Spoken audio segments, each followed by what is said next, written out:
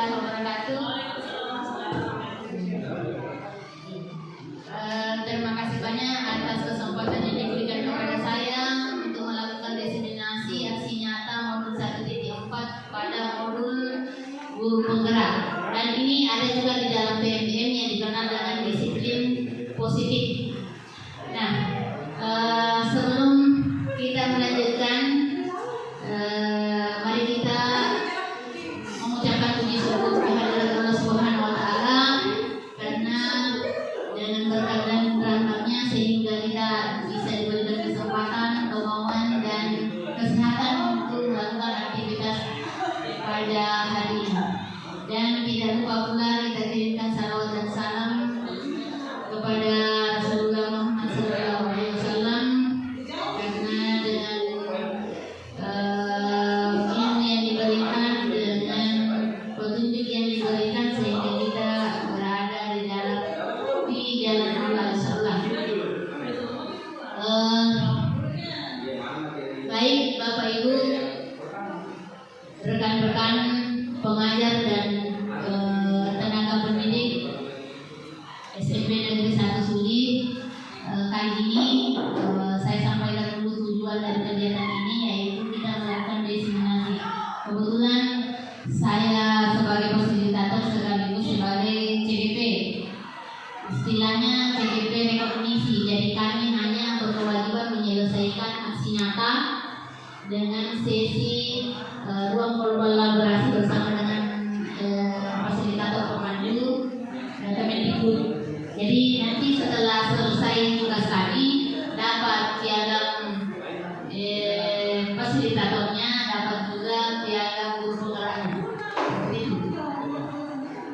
Persyaratan untuk menjadi CGP rekognisi itu harus lulus dari pengajar praktek, kemudian telah menjalankan tugas sebagai pengajar praktek dan telah menjadi fasilitator guru penggerak.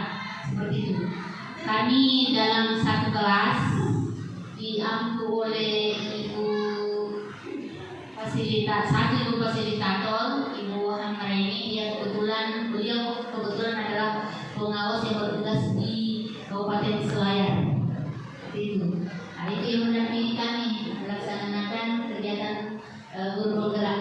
Nah, ini tugas kami di modul 1.4 tentang budaya positif. Baik, kita lanjut.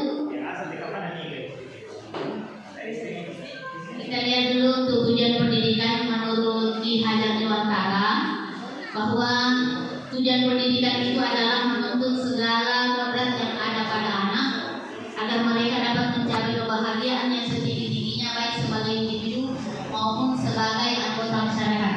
Oleh sebab itu, pendidik hanya dapat menuntun tumbuh atau hidupnya kekuatan kodrat yang ada pada anak agar dapat memperbaiki lakunya. Jadi bukan dasarnya, hidup dan tumbuhnya kekuatan kodrat anak. Jadi ketika kodrat anak yang masuk di sini alami yang dimiliki oleh anak itu hanya kita diberikan tugas untuk menuntun kodrat itu.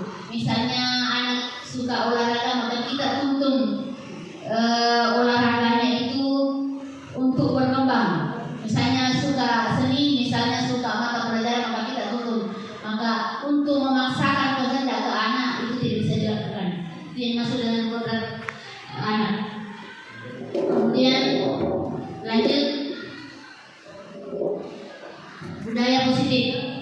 Ini budaya positif di sekolah, yaitu nilai dan kebiasaan di sekolah yang berpihak pada murid agar mereka dapat menjadi pribadi yang kritis, penuh hormat dan bertanggung jawab sesuai dengan profil pelajar Pancasila. Nanti kita temukan bagaimana itu budaya positif. Ini konsep intinya budaya positif. Pertama, perubahan paradigma belajar. Kemudian disiplin positif. Ketiga, nilai-nilai kebajikan. 4, kebutuhan dasar manusia. 5, motivasi perilaku. 6, keyakinan kelas. 7, posisi kontrol guru. Dan 8 adalah segitiga restitusi. Mudah-mudahan konsep inti budaya positif ini membuka pemikiran kita, mengubah mindset kita nanti setelah mendengarkan materinya.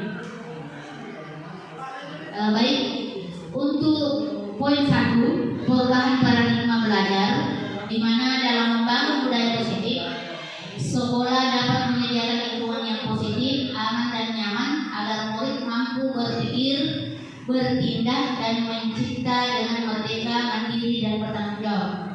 Kemudian disiplin sangat berkaitan dengan kontrol guru terhadap siswa. Jadi ini budaya positif tidak lain adalah mendisiplinkan anak secara positif.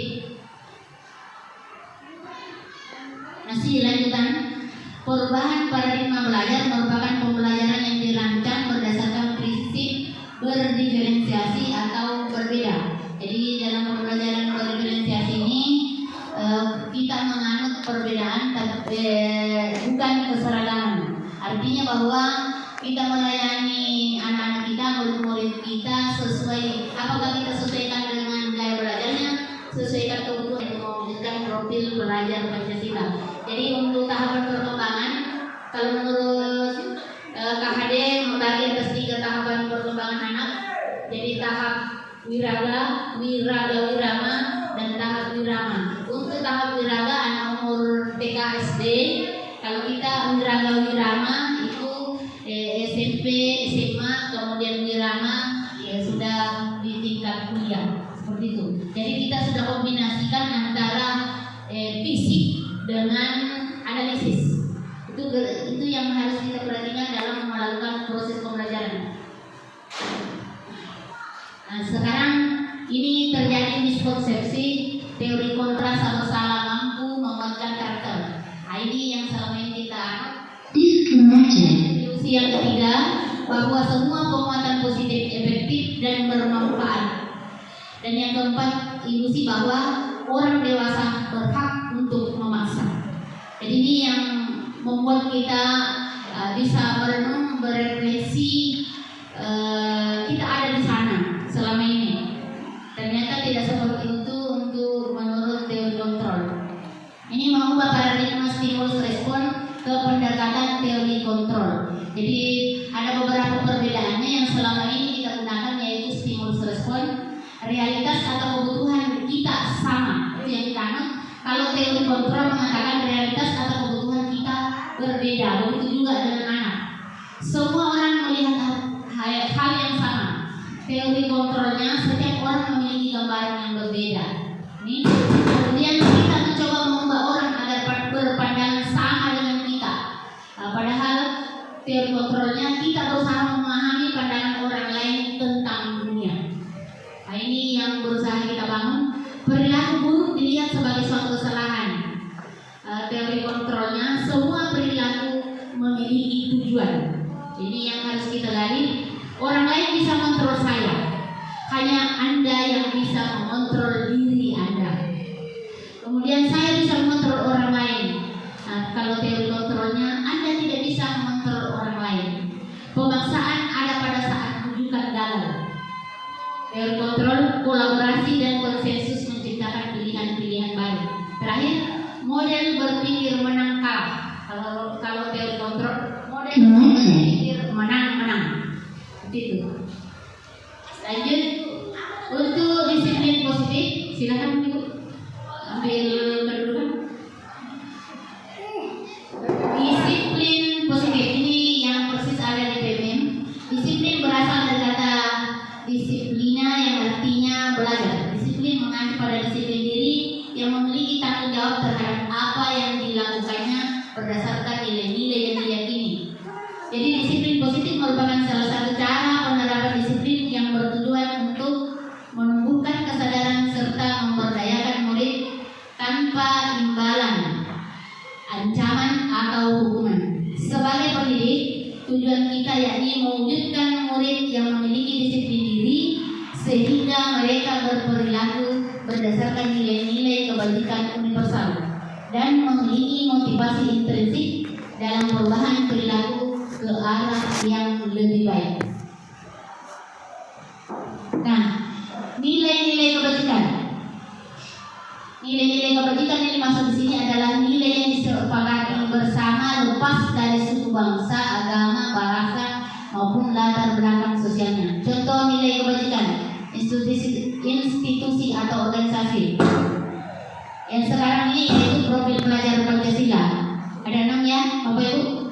Beriman dan bertakwa kepada Tuhan Yang Maha Esa, berakhlak mulia, berkebinekaan global, gotong royong, mandiri, kreatif, dan bernalar kritis. Kemudian menurut Primarius program penjelasan tercantum toleransi, rasa hormat, integritas, mandiri, menghargai, antusias, mohon maaf ini banyak typonya, empati, keingintahuan, kreativitas, kerjasama, percaya diri, dan komitmen. Kemudian untuk kecakapan hidup life skillnya dapat dipercaya, harus lurus hati, pendengar yang aktif, tidak merendahkan orang lain, dan memberikan yang terbaik dari diri.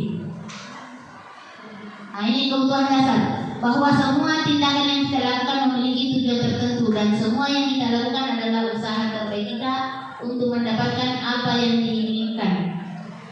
Apa itu kebutuhan dasar? Ada 5 kebutuhan dasar manusia. Jadi yang pertama itu kita butuh bertahan hidup. Di antaranya kita butuh makan, pakaian, tempat tinggal, keamanan, kesehatan. Jadi kebutuhan dasar inilah yang mendasari anak-anak kita untuk melakukan suatu tindakan. Yang kedua adalah kasih sayang dan merasa diterima. Rasa diterima diperlukan, berbagi, kerjasama, menjadi bagian dalam kelompok. Kemudian kebutuhan ketiga yaitu pengusahaan. Tidak lain adalah harga diri, keinginan untuk dianggap, memimpin, berprestasi, diakui, dan didengar. Kemudian kebutuhan kebebasan, mandiri, memiliki pilihan, mencoba hal baru, mampu mengendalikan arah dirinya. Kemudian yang keenam, kesenangan. Di antaranya bermain, humor, antusiasme, dan tertawa. Berikutnya motivasi perilaku manusia. Ini ada 3 motivasi yang mendorong manusia untuk melakukan perilaku. Ada 2 yaitu motivasi intrinsik dan motivasi ekstrinsik. Untuk motivasi ekstrinsik, motivasi yang muncul karena pengaruh dari luar, yaitu pertama untuk menghindari ketidaknyamanan atau hukuman. Misalnya kita datang tadi salam-salaman karena takut dimarahi. Kemudian untuk mendapatkan imbalan atau penghargaan dari orang lain. Misalnya nanti kita berbuat kalau dikasih hadiah, ditraktir. Kemudian untuk motivasi intrinsik ini yang diharapkan, yaitu menjadi orang yang mereka inginkan dan menghargai diri sendiri dengan nilai-nilai yang mereka percaya. Nah, ini yang diharapkan motivasi yang ketiga. Walaupun selama ini siswa kita masih didominasi oleh 2 motivasi. Motivasi pertama dengan motivasi kedua. Nah, sekarang untuk hukuman, konsekuensi, dan restitusi. Apa bedanya? Kalau hukuman tidak terencana atau tiba-tiba, misalnya terlambat datang langsung dihantam, langsung disuruh membersihkan. Itu hukuman tadi muridnya ya. Murid tidak tahu apa yang terjadi atau tidak dilibatkan. Bersifat satu arah. Kemudian berupa hukuman fisik atau psikis. Konsekuensi terencana, disepakati sesuai aturan. Jadi seperti yang kita jalankan itu masih konsekuensi atau tertib. Kalau dia tidak laksanakan ini, maka dia harus ini. Begitu. Murid tetap dibuat tidak nyaman. Sifat guru selalu memonitor murid. Misalnya tidak mengerjakan tugas, maka kamu harus laksanakan tugas. Kemudian untuk restitusi, ini yang diharapkan. Proses menciptakan kondisi bagi murid untuk memperbaiki kesalahan. Sebentar ada videonya untuk dinonton. Proses kolaboratif yang mengajarkan murid mencari solusi sendiri. Ini 5 posisi kontrol guru, di mana posisi yang diharapkan adalah posisi manajer. Tetapi tidak bisa langsung di manajer.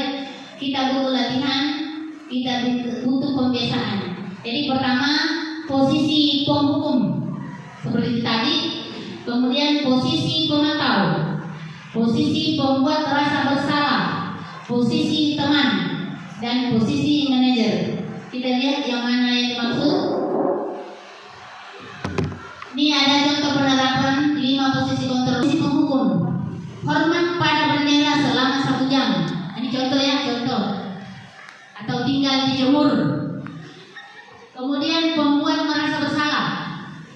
Berapa kali ibu atau bapak selalu memberitahukanmu, kamu selalu saja mengecewakan ibu bapak. Itu posisi pembuat merasa bersalah.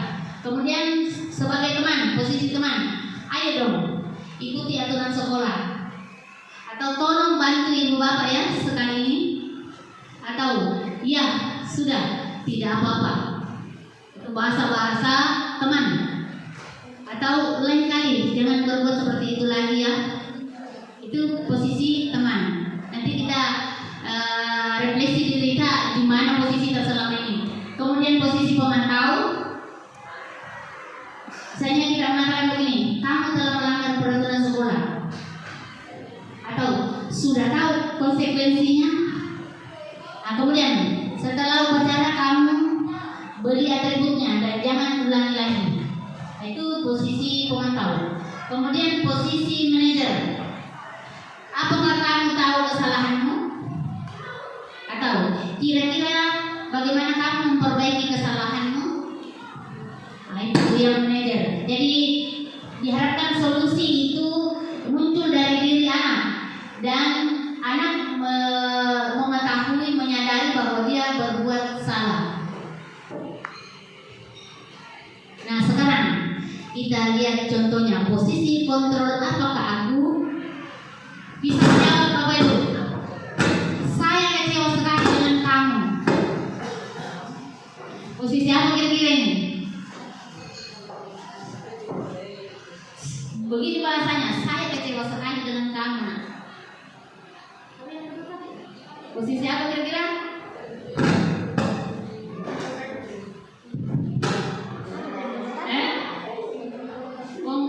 Ya jelas ini bukan penghukumnya. Pembuat rasa bersalah kan?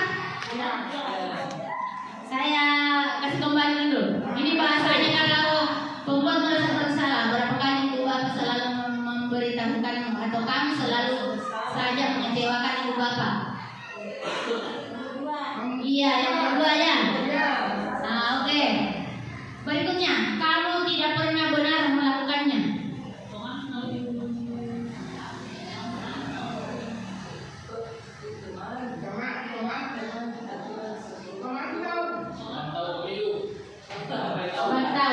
Nah, lanjut.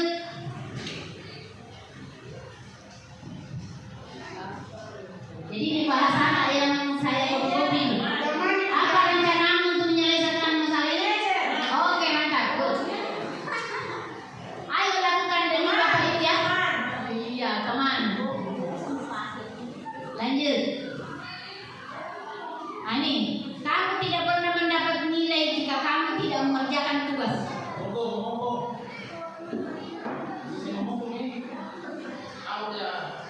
Kamu tidak pernah mendapat nilai jika kamu tidak mengerjakan tugas. Jadi ada konsekuensi.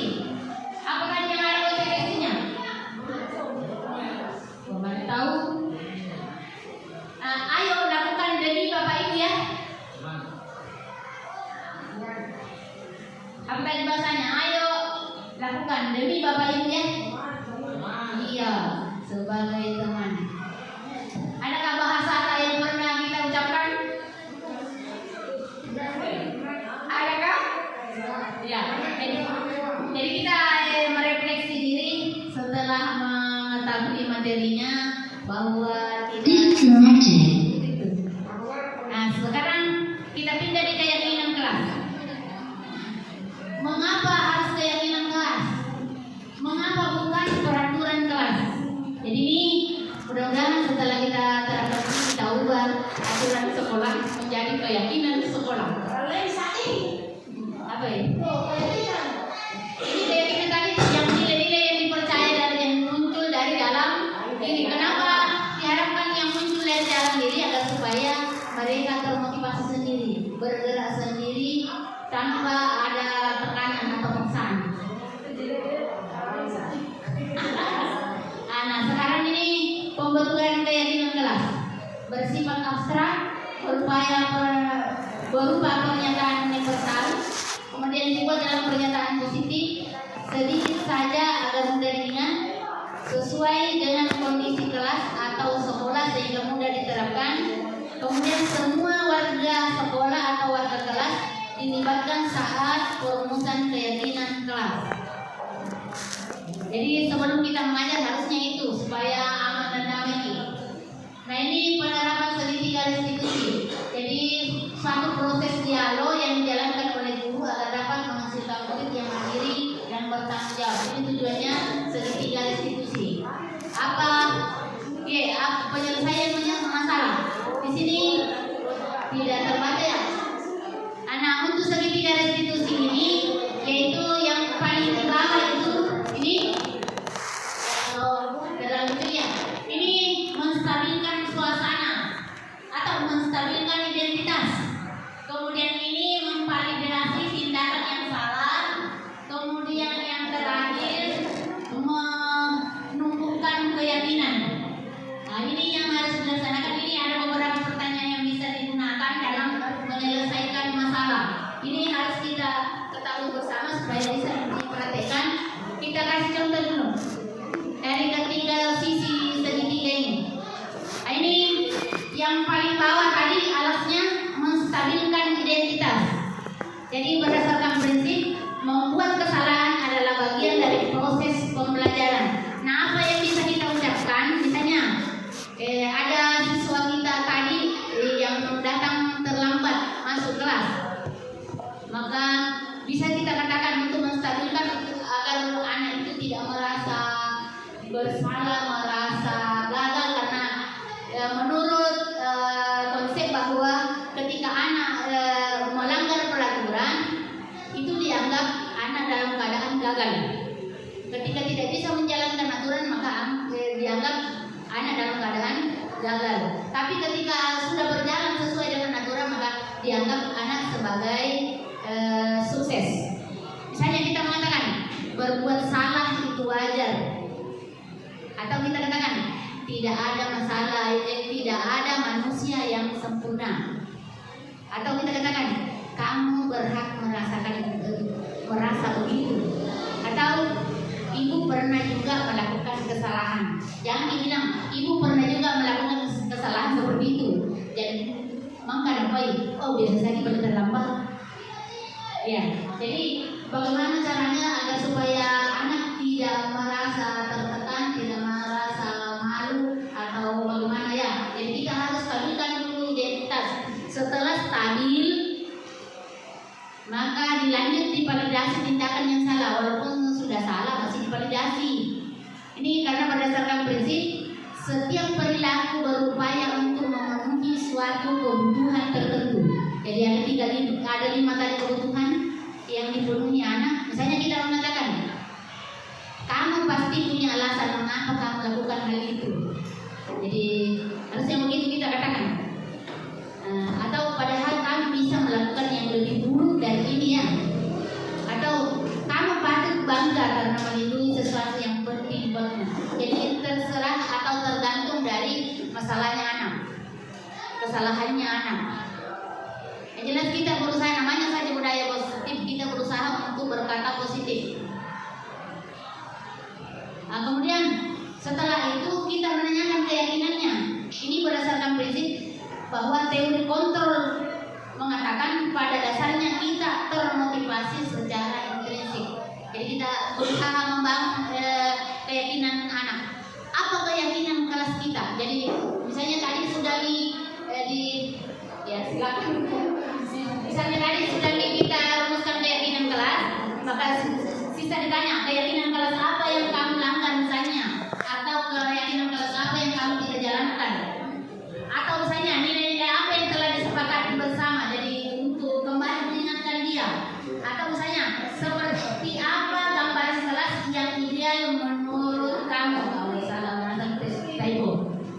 atau kamu ingin menjadi orang seperti apa. Jadi bisa ditanya, kamu sebenarnya ingin menjadi orang seperti apa nak? Itu nyaman itu rasanya. Nah kemudian itu untuk praktek segitiga, praktek menumbuhkan budaya positif. Saya putar dulu videonya. Ini saya mulai dari perumusan keyakinan kelas. Sempat disematkan di slide.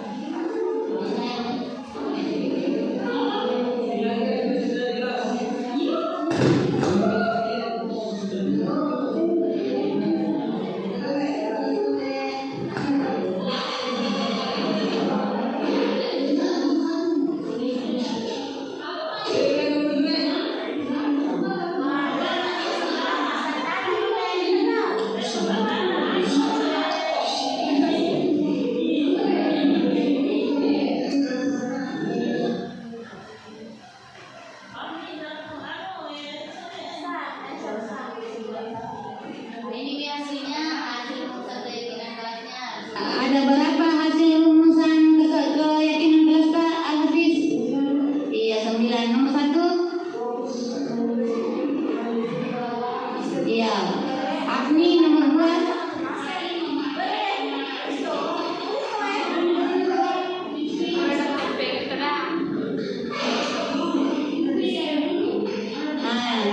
Yang anugerah ketiga. Iya, Novita. Rahma. Iya, Emi.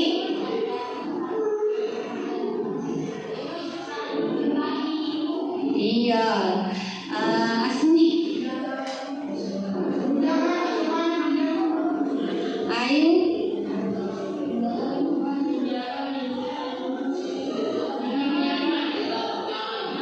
Iya, agar tetap nyaman. Nah sekarang kita resmikan keyakinan kelas kita hari ini. Semoga bisa kita jalankan dan bisa mendukung kita untuk melaksanakan proses belajar. Nah, untuk meresmikan mari kita tepuk tangan bersama.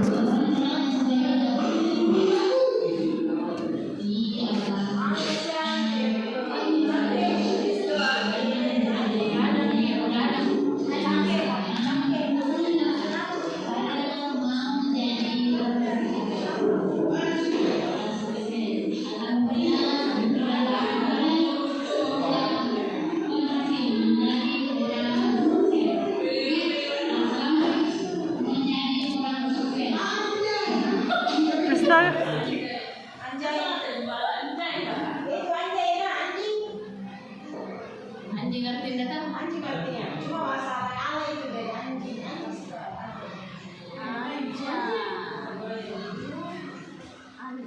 Bahasa apa tuh?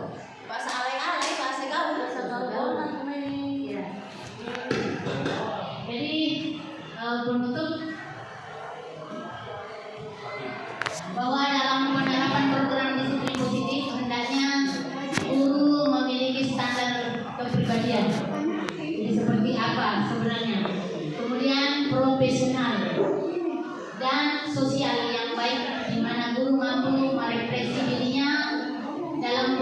dikontrol saat ini. Bagaimana perjalanan dirinya sebagai among atau manajer yang menuntun murid-muridnya menjadi insan yang mandiri dan bertanggung jawab. Ini sesuai dengan standar nasional pendidikan. Itu yang diharapkan agar supaya bisa menumbuhkan budaya positif di sekolah. Jadi kita dituntut dulu bagaimana mau menjalankan peran kita sebagai among. Jadi bukan lagi penghukum, bukan lagi pemantau, bukan lagi pembuat rasa bersalah. Nah, tapi kita bisa menjalankan kontrol kita sebagai manajer. Baik, Bapak Ibu, sampai di sini ada yang mau didiskusikan? Silakan. Kiriman 22 baru ada bulan 32 3 bulan. Apa itu? Ya, teori kontrol menang-menang.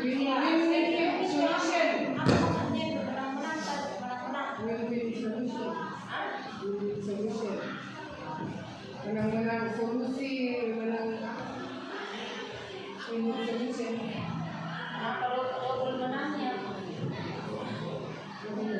Bagian itu teori kontrol. Ada tadi tabel-tabel. Ini tabelnya. Ya, pas 9. Ada kali terakhir, model komputer menang-menang. Bagaimana kamunya?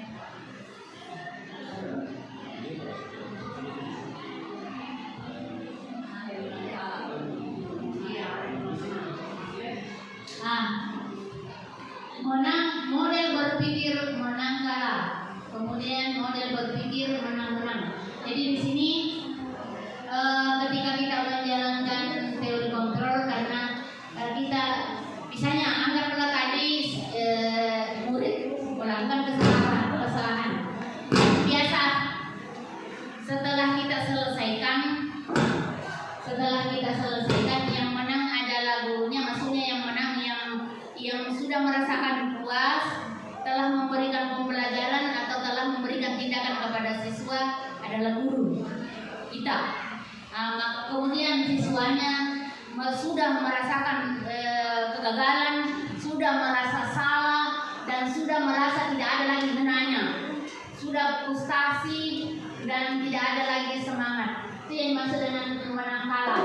Nah, kalau menang-menang, jadi setelah mereka melakukan kesalahan dan setelah kita membantu dia, menuntun dia dengan cara menerapkan segitiga restitusi, maka anak ini bisa kembali dengan rasa lega, kembali bergabung di kelompoknya dengan dirinya yang semakin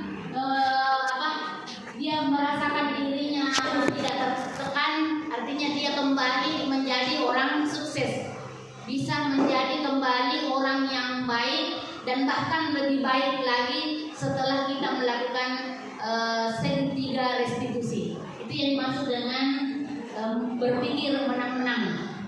Jadi tidak berarti bahwa Purami ditindaki misalnya Verdi Sambo, pokoknya tadi mau frustasi nih menjadi pemimpin dia, itu sudah kalah, itu bahasanya kalah, sudah gagal dia. Nah, diharapkan kita menyelesaikan masalah ini, bangkit kembali, menyadari dirinya dan sudah tidak ada tekanan, sudah berusaha untuk menjadi orang yang lebih baik. Itu maksudnya menang-menang. Bagaimana? Iya. Ada lagi kawan-kawan? Masih banyak waktunya. Berapa menit lagi? Karena kita butuh 60 menit. Lagi berapa menit? baru 35. Baru 35. Ada lagi silakan. Atau mau diputar kembali itu video menyelesaikan masalah tadi? Putar nih, nanti menonton. Ya. Atau ada yang mau gelitik? Silakan. Bertanya nih. Segitiga memperjelas juga tentang segitiga restitusi karena baru diterima. Segitiga restitusi.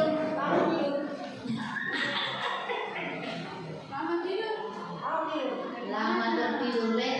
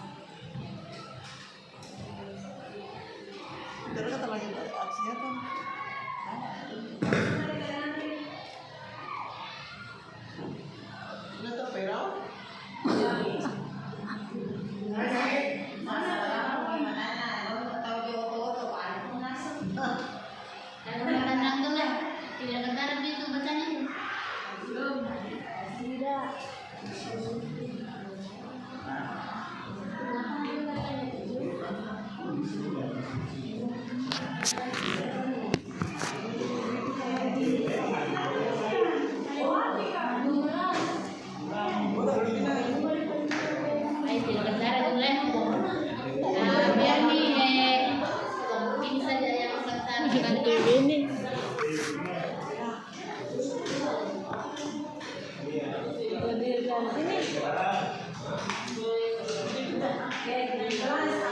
udah apa paling pintu?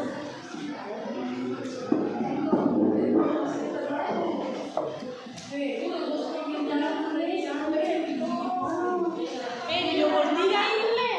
Nomor 3. Itu aspal. Nih, coba kita lihat penyelesaian masalah dengan sertifikat restitusi. Jadi ada 5 tahapan. Jadi tahap pertama yang bisa kita lakukan menstabilkan dulu identitas. Jadi misalnya seperti tadi saya contohkan di video itu tahun baru itu suka tidur dalam kelas. Tetapi tadi kan sudah dirumuskan keyakinan kelas bahwa tetap menjaga sikap sopan dan santun di dalam kelas. Berarti dia tidak sempat menjalankan keyakinan sopan dan santun di dalam kelas. Maka bagaimana caranya kita menstabilkan identitas? Kenapa harus distabilkan? Agar supaya anak bisa menyadari dirinya sendiri, kemudian bisa mencarikan solusi atas kesalahannya, seperti itu. Dia tidak merasa takut, tidak merasa bersalah, sehingga kita harus membantu dia menstabilkan dulu dirinya. Misalnya kita mengatakan begini, kamu bukan satu-satunya yang pernah melakukan ini, Farel. Lain perasaan kan? Misalnya datang kita di terlambat, Yus, apa nak kau? Sabar gue, bukan kita sendiri yang biasa melakukan ini. Atau boleh dikatakan begini, berbuat salah itu adalah manusiawi. Tidak ada orang yang sempurna. Kemudian setelah stabil, kita merasa sudah stabil, maka kita lanjut di validasi tindakan yang salah supaya dia menyadari bahwa tindakannya ini salah. Tapi ibu guru masih tetap bijaksana, masih tetap bisa menuntun saya. Misalnya kita mengatakan begini, adakah cara yang lebih efektif untuk mendapatkan apa yang kamu butuhkan? Jadi sebelum kita tanya ini, misalnya kita, kamu melakukan ini Farel, pasti ada alasannya. Bisakah kamu menyampaikan alasannya ke ibu guru? Ketika dia mengatakan bahwa saya mengantuk ibu, saya bekerja panjang, saya kerja tadi malam, berarti dia berusaha memenuhi kebutuhan apa kira-kira tadi, yang 5 kebutuhan. Kebutuhan kebebasannya, kan butuh kasih sayang atau rasa diterima, kemudian bertahan hidup, kemudian bersenang-senang, kemudian kebebasan, kemudian apa lagi tadi itu? Jadi itu yang mau karena teori kontrol mengatakan tadi bahwa semua tindakan atau perbuatan itu memiliki tujuan. Apa tujuannya? Yaitu untuk memenuhi 5 kebutuhan dasar manusia tadi. Oke? Nah, kemudian setelah mereka terbuka menyampaikan apa alasannya, maka kita lanjutkan seperti ini. Keyakinan kelas apa yang telah kita sepakati. Jadi kita kembalikan perhatiannya ke kelas. Kalau kelas, sekolah kalau peraturan sekolah, keyakinan yang mana, agar supaya dia tahu bahwa saya memang melanggar seperti itu. Maka boleh langsung disampaikan, saya tidak menjalankan tadi keyakinan nomor 3 ibu, yaitu menjaga kesopanan atau sikap santun di dalam mengikuti pelajaran. Jadi bisa kita lagi mengatakan, setelah dia sampaikan begitu, bisa lagi kita lanjutkan seperti ini. Bagaimana kira-kira caranya agar supaya kesalahan akhir ini bisa diperbaiki? Bisakah disampaikan oleh ibu guru atau bapak guru? Maka dia sendiri. Ini yang dimaksud dengan nilai-nilai kebajikan yang ada di dalam dirinya diharapkan dulu. Maka dia sendiri yang menyampaikan solusinya. Seperti tadi dia katakan bahwa tidak begadang lagi itu tidur lebih awal, seperti itu. Maka boleh lagi dilanjut lagi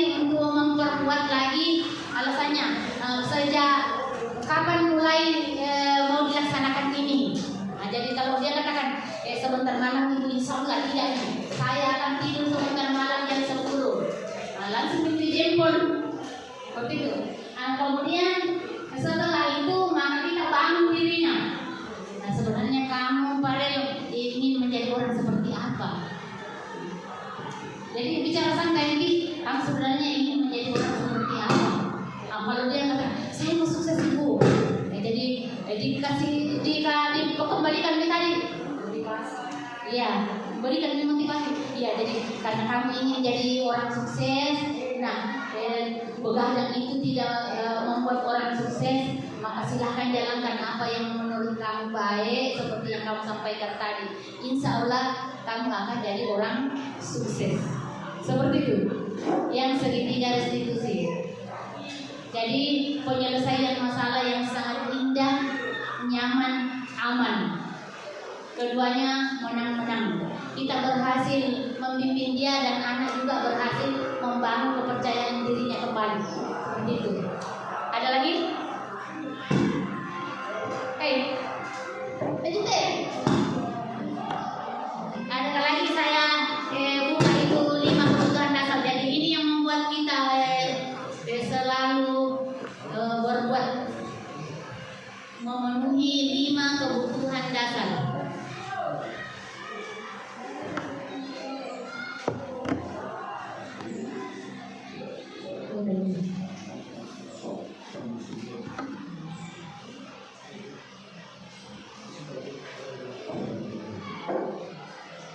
Nah ini, apapun itu yang kita laksanakan, ini yang menjadi dasar 5 kebutuhan dasar manusia. Bertahan hidup. Kalau misalnya anak-anak di dalam kelas suka mengganggu teman-temannya, berarti dia akan memenuhi kebutuhan apa yang kira-kira?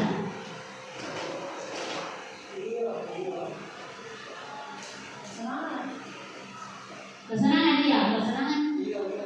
Dia butuh senang, berarti bisa ini dituntut lagi. Bagaimana caranya memenuhi kesenangan yang lain dengan bukan cara seperti ini, yang tidak merugikan orang lain, seperti itu.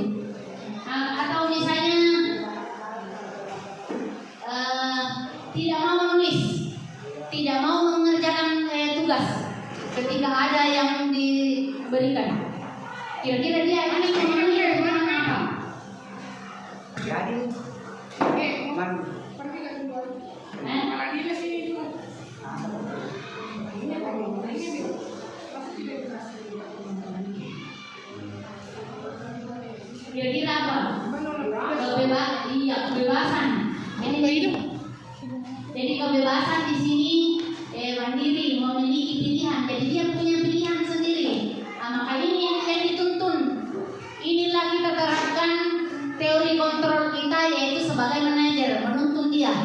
Ketika dia ingin memenuhi kebebasannya dengan cara yang salah, dengan cara yang tepat, tidak mau menulis, maka kita tuntun dia. Adakah yang bisa berbagi kira-kira bagaimana menuntun anak agar supaya dia terpenuhi kebebasannya, tetapi jalan juga tugasnya? Bisa nggak berbagi? Bisa saja. Ibu Haswani,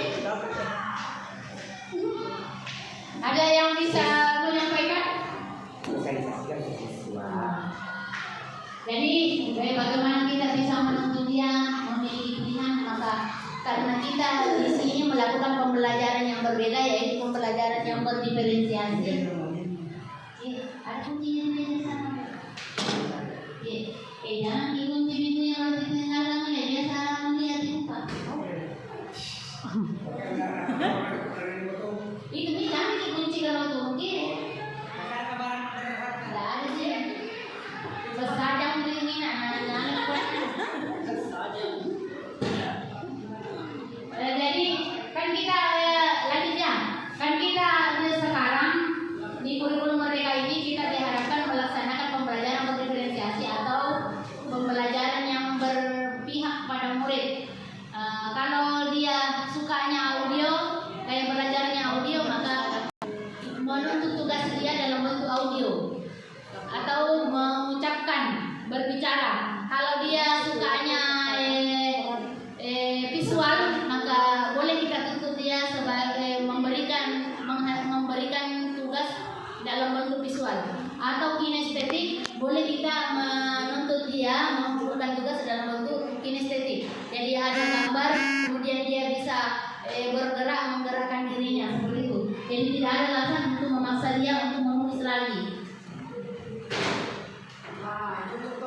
Iya, tidak ada.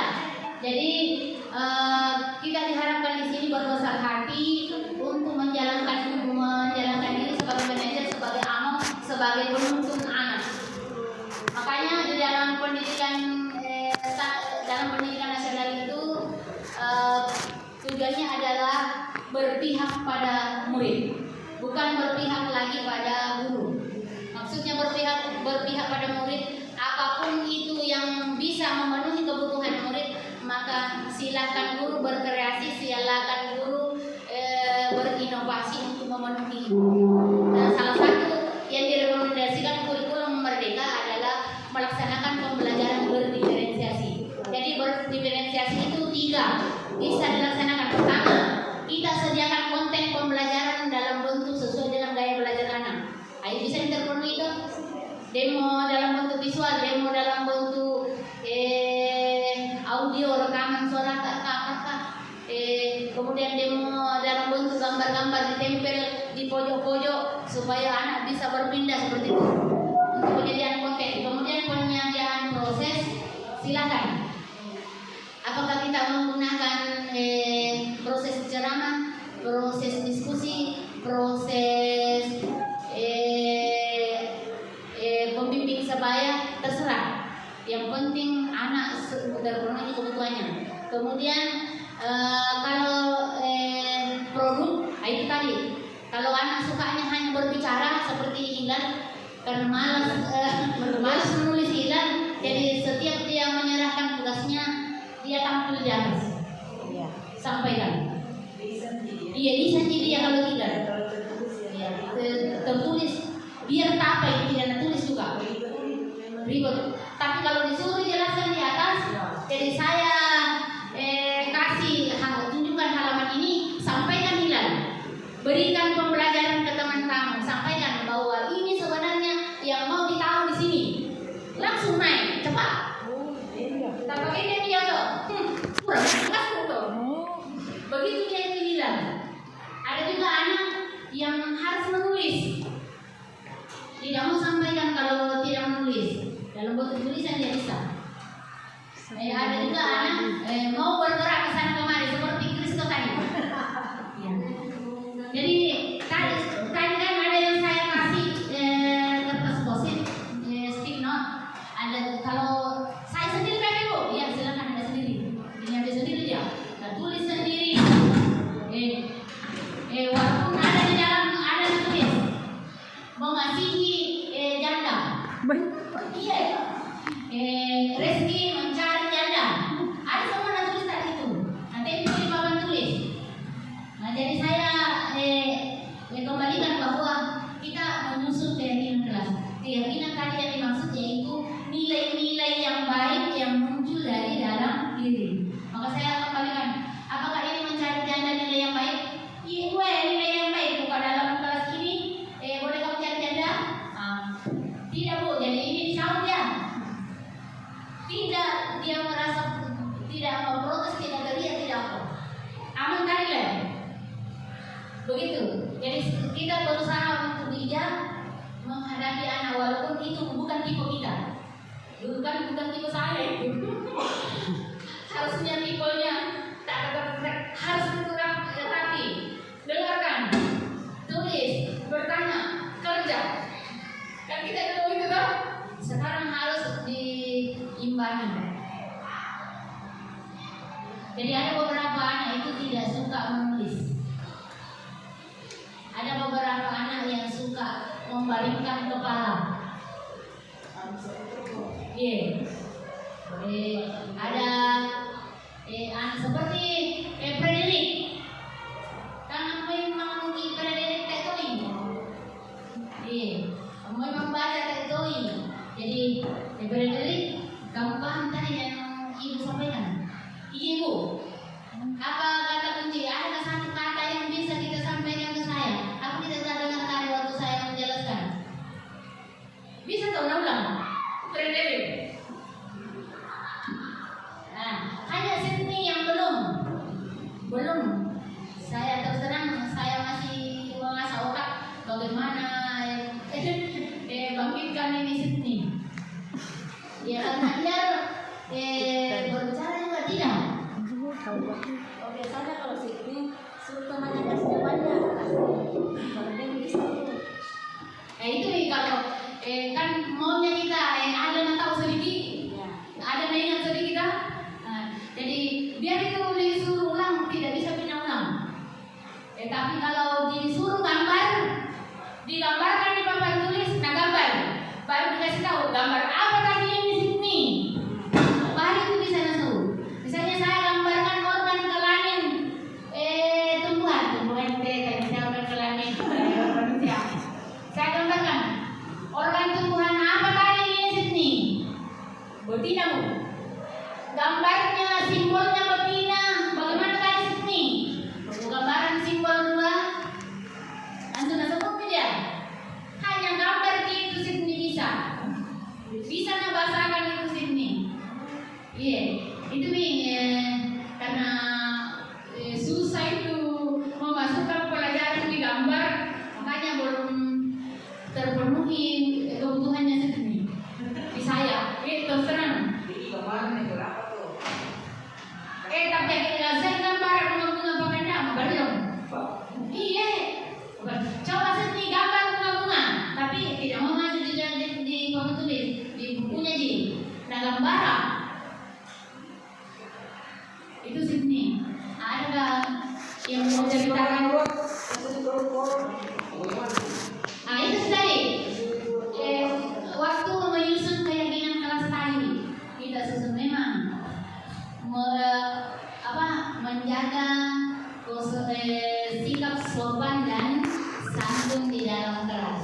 Jadi ketika keluar masuk, maka itu diselesaikan dengan cara segitiga restitusi kepada sabarnya pikiran. Iya, jadi kalau kita masih menganut teori stimulus respon, itu tadi namanya stimulus respon itu bukan tak iya juga nabele.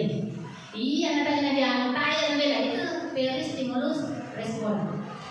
Jadi mari kita mencoba menerapkan segitiga restitusi untuk menjadikan siswa sukses.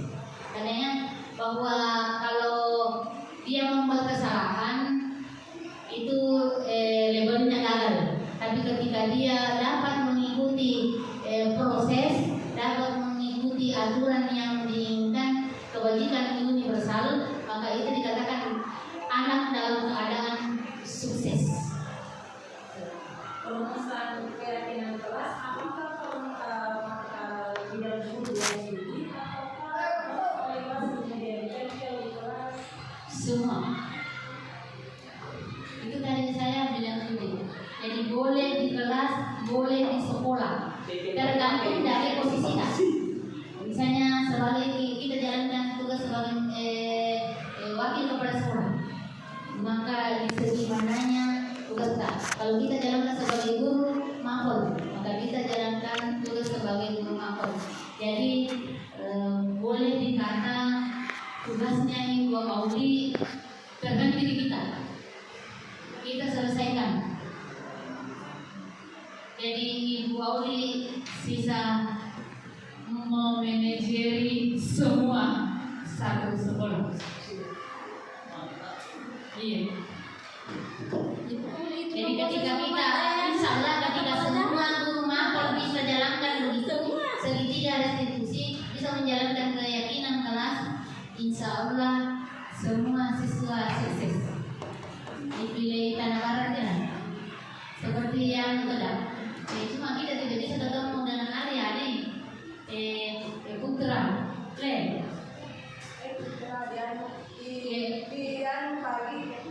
Frederick, itu nih tidak boleh diimang ini. Frederick, bukan Frederick, dia Verdi Sambo, ya kan? Kita kembalikan dia menjadi siswa yang gagal. Minimal sudah tidak mengganggu temannya, minimal marahnya tuh. Itu nih, dan maka kita terapkan lagi segitiga restitusi untuk membina sikap itu. Karena ya kita sebagai manajer, kita sebagai among menuntun sikap siswa. Yang telah lagi perempuan itu menuntun sikap siswa dengan menjalankan sistem manajer tadi. Kemana Pak Kanda? Bisa dipercaya Pak Kanda? Niat dulu Pak Kanda. Ya kita mulai dari niat dulu.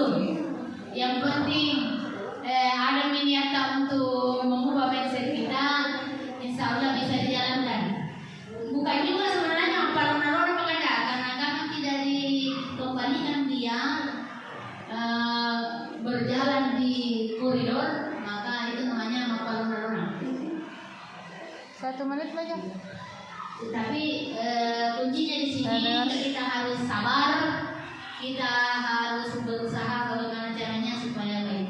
Itu saja yang harus kita ingatkan. Ingat bahwa kita menjalankan posisi kita sebagai amo, penuntun karakter anak. Kemudian ketika kita sudah bisa menuntun karakter anak, maka kita menjalankan tugas kontrol diri kita sebagai seorang manajer. Begitu. Karena di sini segalanya berpusat ke murid, makanya dikatakan pendidikan yang berpihak pada murid. Jadi bukan berarti bahwa dilupakan keselamatan Buddha. Dianggap bahwa manajer itu orang yang paling hebat, maka tidak perlu lagi rasa kasihan, tidak perlu lagi rasa. Walaupun sebenarnya kita ingat tadi, setiap kita melakukan tindakan kita memenuhi 5 kebutuhan dasar.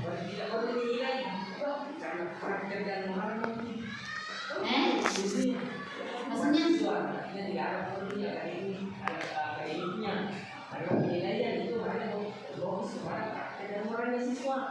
Tidak juga karena tidak juga begitu sampai di situ Pak Kanda. Masih ada lanjutannya, menuntun kodrat anak dan menuntun kodrat zamannya. Maksudnya kodrat zamannya kita berikan pembelajaran sesuai zaman siswa. Kalau ketika sekarang ini zamannya IT, maka mari kita fasilitasi dia dengan menggunakan IT. Apakah proses pembelajarannya, apakah produknya yang disuruhkan, seperti ada beberapa teman yang menagih produknya dari anak, boleh dia pakai audio, boleh pakai video, apakah pakai aplikasi TikTok, apakah capcut, apa istilahnya itu, apakah pakai Instagram, silakan Bapak Ibu. Ada beberapa bahasa Inggris sudah saya lihat, matematika ada, matematika gabungan dengan wiraga wirama, karena lengkap dengan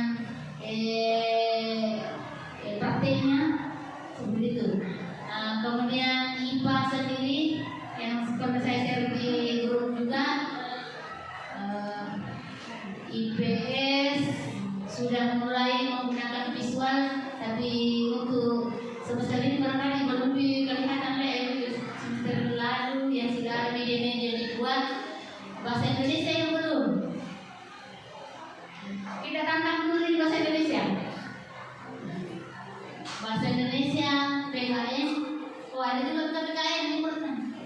Tidak pernah. Agama. Apa itu pelajaran? Jelas kita mulai berproses. Jadi bukan kebenaran yang kita harapkan Pak Kanda, tetapi bagaimana kita mau berproses. Itu saja. Mau melakukan, mau menjadi orang yang lebih baik lagi. Itu intinya. Kalau tidak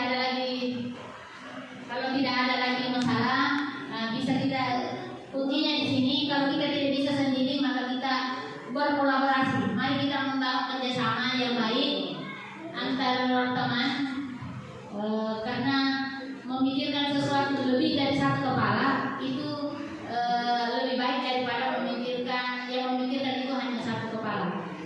Saya kira seperti itu. Saya mengucapkan terima kasih banyak atas waktunya Bapak Ibu. Semoga ada 1 atau 2 yang bisa Bapak Ibu ambil dan diterapkan di lingkungan kita untuk mewujudkan karakter siswa kita, mewujudkan profil pelajar Pancasila. Lebih dan kurangnya mohon dimaafkan. saya akhiri dengan mengucapkan Alhamdulillahirrahmanirrahim. Mari kita mengucapkan Alhamdulillahirrahmanirrahim bersama. Semoga bernilai ibadah. Ya, amin. Billahi taufiq wal hidayah. Assalamualaikum warahmatullahi wabarakatuh.